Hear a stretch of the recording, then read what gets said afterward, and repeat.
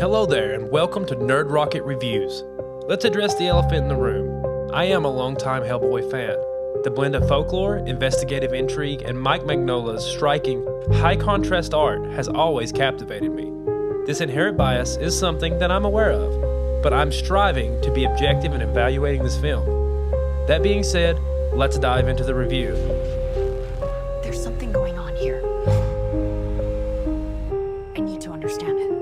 After the 2019 David Harbour Hellboy film's disastrous reception, I had little hope for a cinematic revival.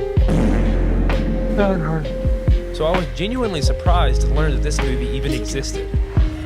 Director Brian Taylor takes a much different approach this time, prioritizing horror over whimsy in a stark departure from the Del Toro films. But how does this shift fare?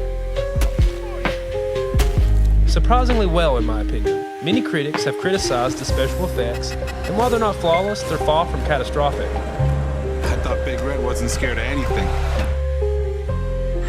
It's crucial to remember that this is a low-budget, straight-to-VOD adaptation, aiming to faithfully capture a classic Hellboy storyline, complete with its monsters, gore, and atmospheric dread. Judged by these standards, it succeeds. The entire cast delivers solid performances, with Jack Kesey shining as the chain-smoking, red-skinned hero.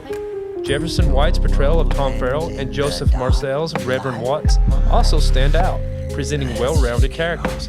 Leah McNamara delivers a suitably suggestive and sinister performance as Effie Cobb. However, the film is not without its flaws, some of which may be more glaring to certain viewers.